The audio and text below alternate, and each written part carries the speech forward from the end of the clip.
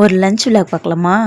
நேற்று ஊருக்கு போயிருந்தோம். அதனால் காலையில் லேட்டாக தான் எழுந்திரிச்சோம். ஸோ எழுந்திரிச்ச உடனே ஃபஸ்ட்டு சாப்பாடு அடுப்பில் வச்சிடலான்னு வச்சாச்சு.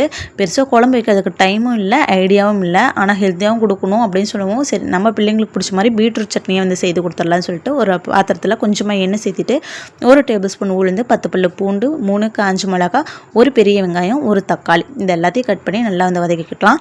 ஒரு பாதி பீட்ரூட் மட்டும் சின்ன சின்னதாக வந்து கட் பண்ணி வச்சுருந்தேன். அதை இது கூட சேர்த்திட்டு கொஞ்சோண்டு புளி சேர்த்திட்டு நல்லா பச்சை வாசனை போகிற அளவுக்கு வதக்கி எடுத்துக்கலாம். ஸ்நாக்ஸுக்கு சத்து மாவு பேக்கெட் வீட்டில் இருந்துச்சு. அதில் கொஞ்சமாக தண்ணி ஆட் பண்ணிவிட்டு நல்லா கரைச்சிட்டு 1 டீஸ்பூன் நெய் வந்து சேர்த்திட்டு நல்லா மிக்ஸ் பண்ணி எடுத்துக்கிட்டேன். இன்றைக்கி ஸ்டீம் பண்ணி தான் வந்து எடுக்க போகிறேன். ஸோ அதனால் வந்து இந்த மினி இட்லி தட்டு இருக்கு இல்லையா, அதில் கொஞ்சமாக வந்து நெய் அப்ளை பண்ணிவிட்டு நம்மளுடைய மாவை கொஞ்சம் கொஞ்சமாக ஊற்றிடலாம். இது நான் ஃபஸ்ட் டைம் இன்றைக்கி தான் வந்து செய்திருந்தேன். எப்படி வரும்லாம் எனக்கு தெரில. லாஸ்ட்டாக வந்து சொல்கிறேன் எப்படி வந்திருக்குன்னு சொல்லிட்டு, நல்லா இருக்கா இல்லையான்னு சொல்லிட்டு.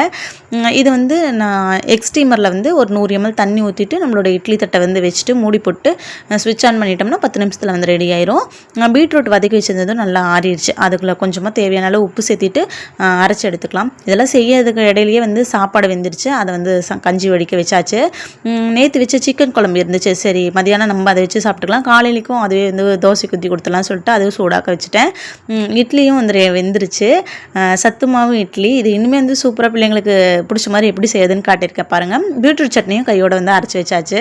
செம்ம டேஸ்ட்டாக இருந்துச்சுங்க. இது கண்டிப்பாக வந்து ட்ரை பண்ணி பாருங்கள். அப்புறம் தோசை ஊற்றுறதுக்கு தோசை மாவு கரைச்சி வெளியில் எடுத்து வச்சாச்சு. 2 கல்லையுமே வந்து 2 அடுப்புலையுமே வந்து தோசை கல் போட்டாச்சு.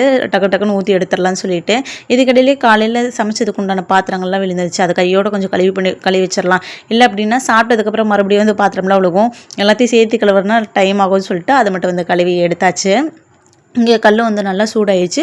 தோசை வந்து ஊற்றிடலாம். எங்கள் பாப்பாவுக்கு வந்து பிங்க் தோசை அப்படி கேட்டிருந்தாங்க பீட்ரூட் சட்னி வச்சு. ஸோ வந்து நல்லா தோசை ஊற்றிட்டு இந்த மேலே மாவெல்லாம் வந்து இப்படி பண்ணோம் அப்படின்னோம்னா நல்லா வந்து ஈவனாக வந்துடும்.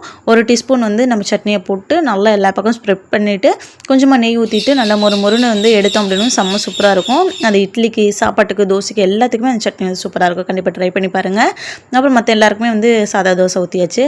நம்ம செய்து வச்சிருந்த மாவு இருக்கு இல்லையா, சத்து மாவு, அது பேன்கேக் மாதிரி வந்து ஊற்றி பார்த்தேன். அதுவும் வந்து சூப்பராக வந்து வந்துருந்துச்சு. சாப்பாடு வந்து பிள்ளைங்களுக்கு ஆற வச்சிருந்தேன். அதில் சட்னியை போட்டு மிக்ஸ் பண்ணியாச்சு. எல்லாமே செய்துட்டு பொரியல் செய்யறதுக்கான டைம் இல்லை. அதனால் வந்து அப்பளம் மட்டும் கொஞ்சம் வறுத்து வச்சாச்சு. இந்த இட்லி இருக்குல்ல, சத்து மாவு இட்லி, அதில் வந்து கொஞ்சமாக வந்து சாக்லேட் மெல்ட் பண்ணதை நடுவில் வச்சு இந்த மாதிரி க்ளோஸ் பண்ணி வச்சுருந்தேன். இது செம்ம சூப்பராக இருக்குங்க. சாக்லேட்டோடு சாப்பிட்றதுக்கு ரொம்பவே நல்லாயிருக்கு.